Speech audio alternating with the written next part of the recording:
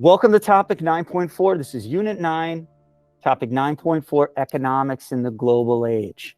And here's what we're going to do. We're going to focus on continuities and changes as we go through this slideshow. So explain the continuities and changes in the global economy from 1900 to the present. Keep in mind, this question right here could easily be a prompt on the exam. All right, so make sure that you're looking for historical developments that reflect things that changed and historical developments that reflect things that did not change from 1900 all the way up to the present. It's kind of still the same in those areas, those places, those governments, those economies. Let's take a look. All right.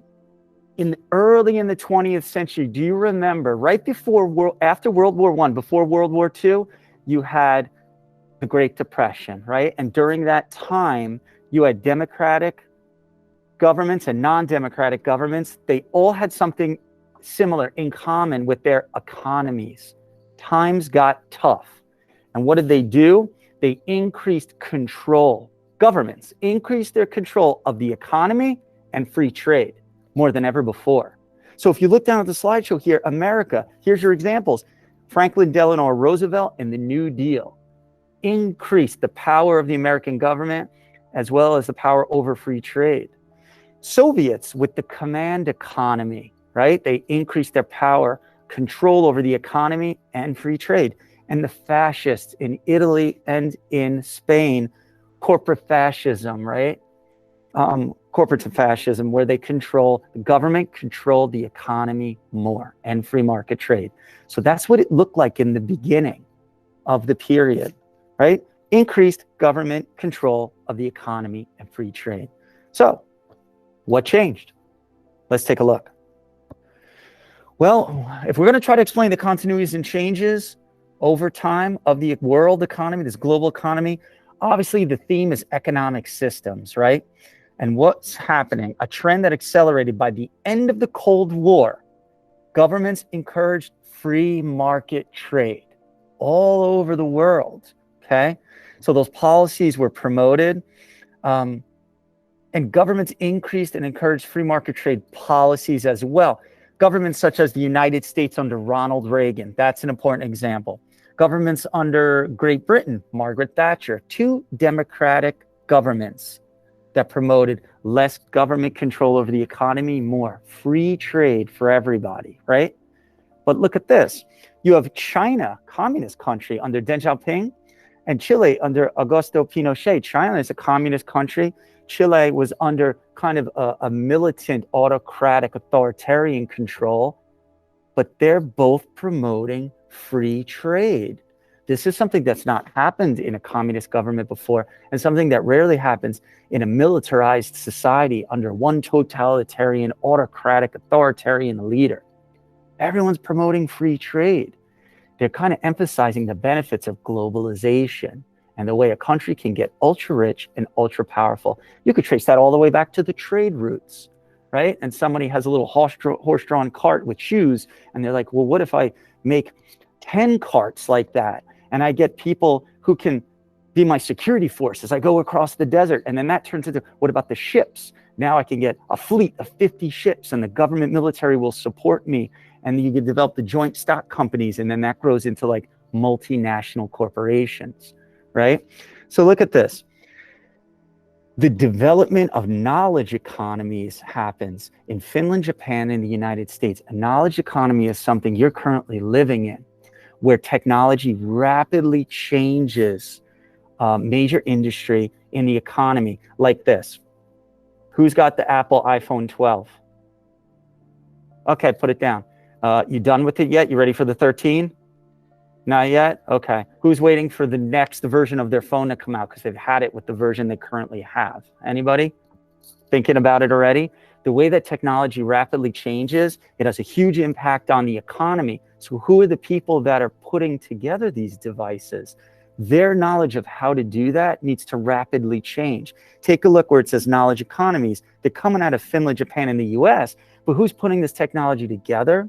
You have Asia and Latin America, Vietnam, Bangladesh, Mexico, Honduras, India. This is where in China, where the factories are, where people need to constantly upgrade their knowledge. And that's why they call it knowledge economies. The technology is changing. It's not like I know how to put an Apple phone together, so I'll always know how to put an Apple phone together. The technology changes so much, you have to increase your knowledge of how to do that, right? Okay. Also, major, powerful economic institutions and multinational corporations developed. And they look like this. It's important to know these. The World Trade Organization, the North American Free Trade Agreement, NAFTA, the Association of Southeast Asian Nations, ASEAN, and multinational corporations like Nestle, Nissan, and Mahindra and Mahindra.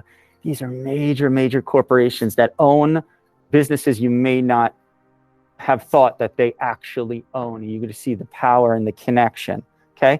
Now, the trade organizations, their agreements, our country, our businesses from our country can sell any product to businesses in your country. We're not going to charge you any kind of tariff or tax. And you can sell products to us too. And there's no import tax, there's no export tax. That's total free market trade, okay?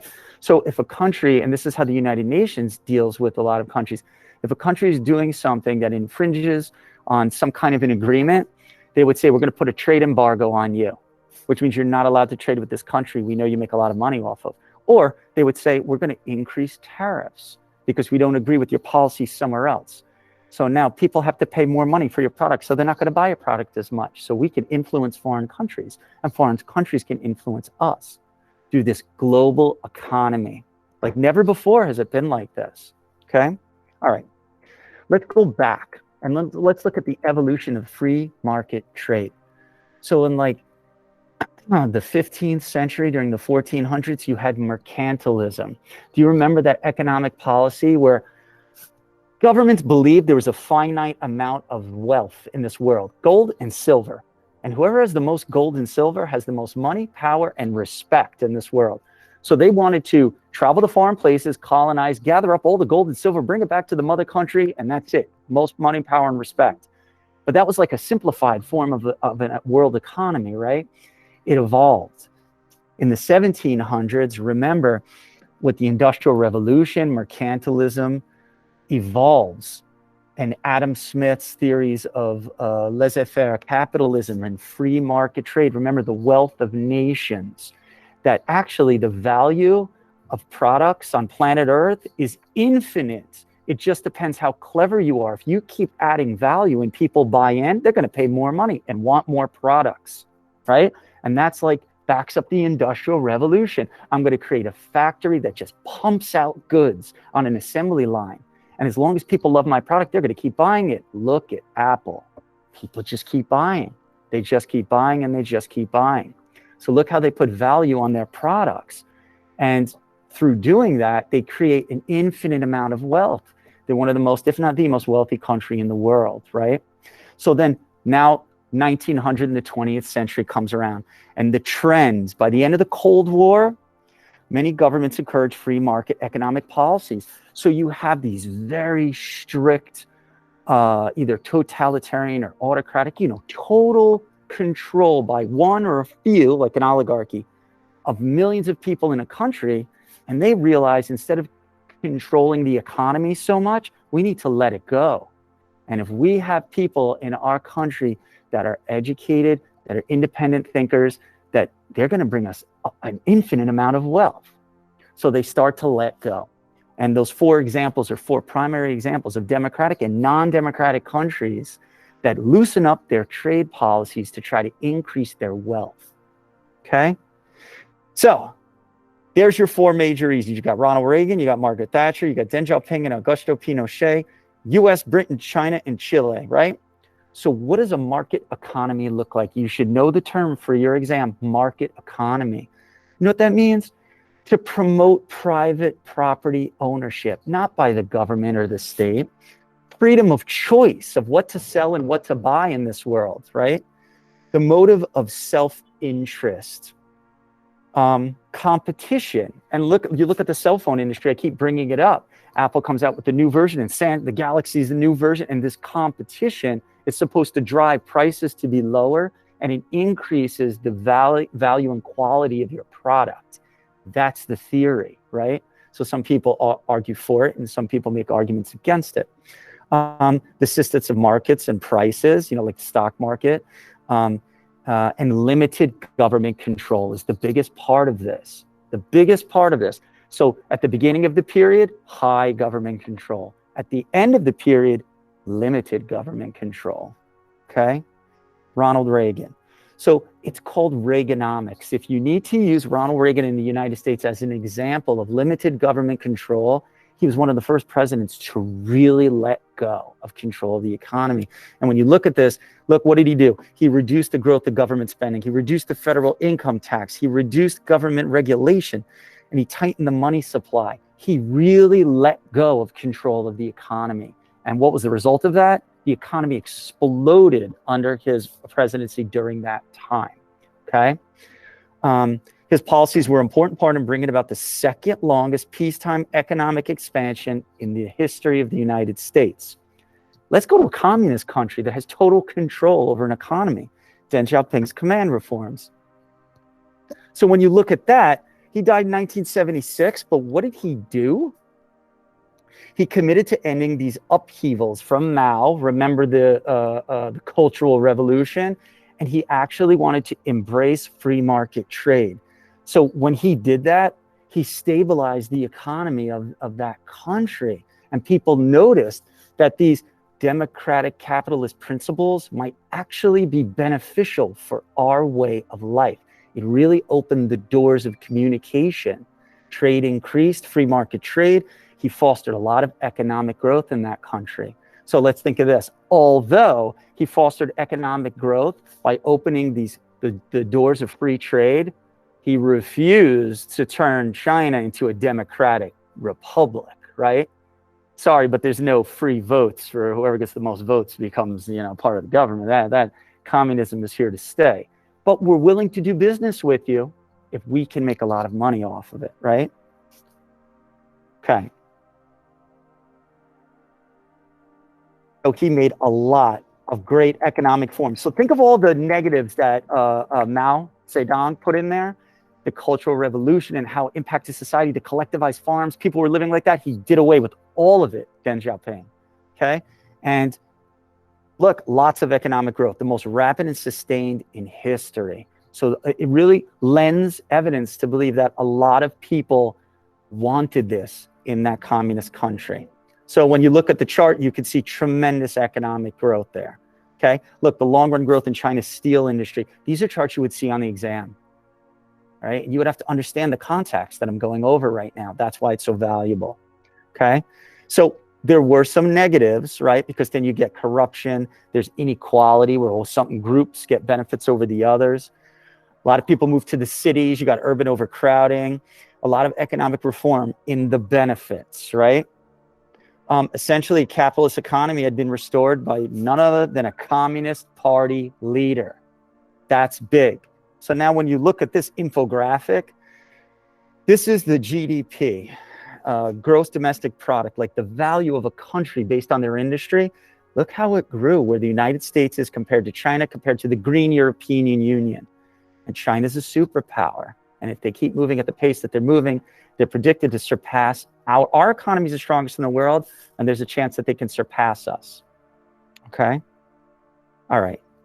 Capitalist reforms, but still communist. Although the party was willing to abandon communist economic policies, it was admittedly unwilling to relinquish the political monopoly to promote democracy, right? And we saw that in Tiananmen Square. Remember, you saw the images of the one man standing in front of the tank? Those were college students protesting. They wanted democracy. And that protest was brutally put down.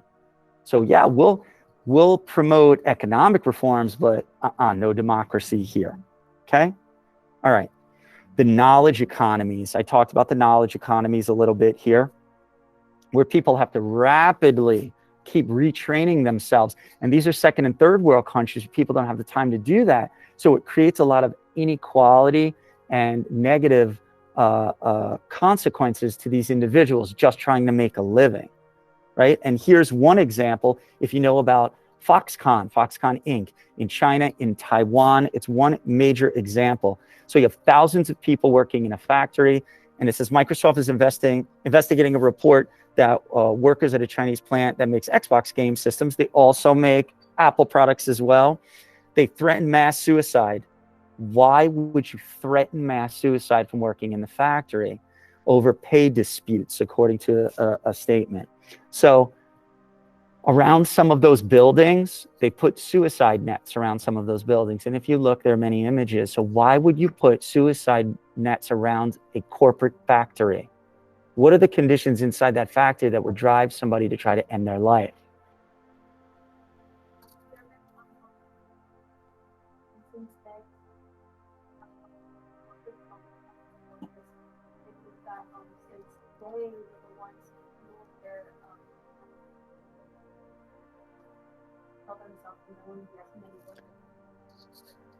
You're absolutely right. Can you think about a prompt that's like asking you to compare that to the effects of imperialism and the Industrial Revolution?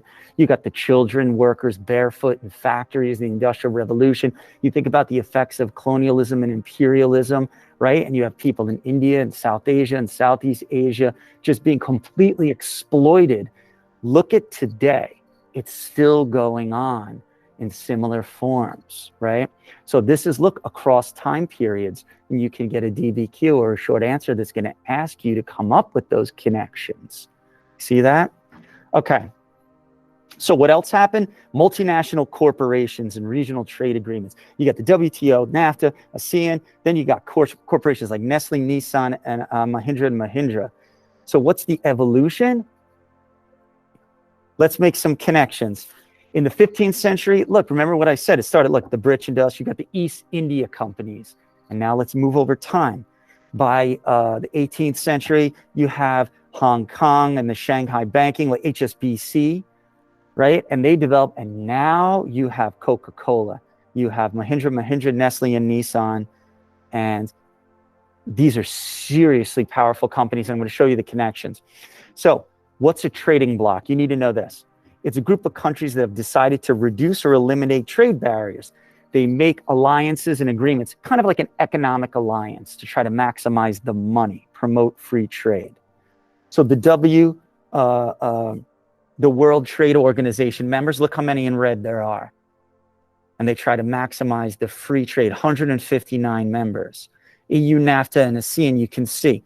It's pretty much the countries of planet Earth. They're picking economic alliances. So this is like, what is this, the Cold War? Is this the economic Cold War here? Or is this a different style? There's economic alliances going on planet Earth now. So when they talk about globalization and economics, it's important for you to understand the alliances, the evolution of it, who benefits, where are the limitations, okay? And finally, these multinational corporations, look where it says Nestle, and look at the companies that Nestle owns. Fashion people, those of you that wear Diesel, Ralph Lauren, Giorgio Armani, you know, Nestle owns them. The people who, like, they own baby food. They own Kit Kat. They own Coffee Mate. They own Hot Pockets. They own, you know, products that you would never think that they would own. And this is just all the subsidiary companies that make up Nestle. So you can see just how many companies make up what a multinational corporation is. Multinational corporation, right? You go to the next one, Starbucks, and like, look at the number of Starbucks in the United States of America. You can do a whole research paper on that. Why is it in the US at that level compared to everywhere else? Right? But look at their impact worldwide, that map in green. That's a successful multinational corporation. Okay? Also McDonald's. All right, here we go. 20 minutes. This is right where I really wanted to go. There's a graphic organizer attached to this. I want you as a class to fill out the graphic organizer, then take a look at the prompt.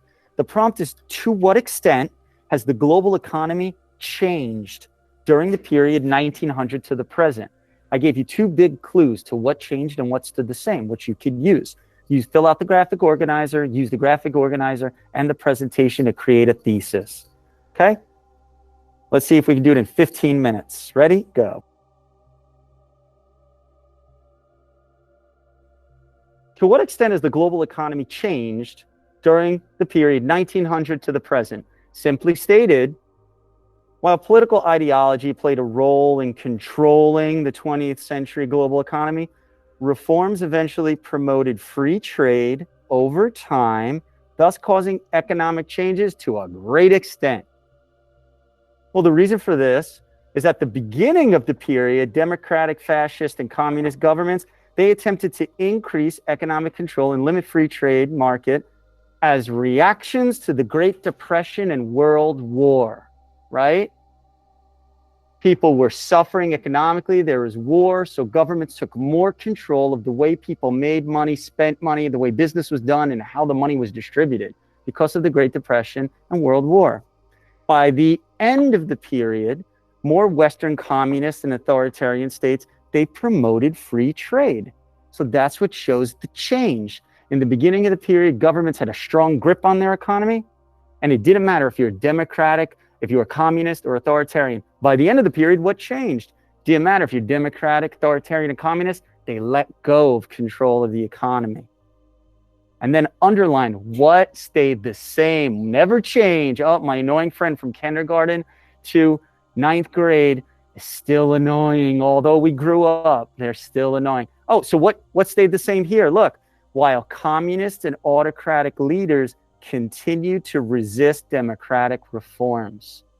So what changed? Powerful governments control the economy in the beginning of the period. By the end of the period, they let go of that strict control. But what stayed the same?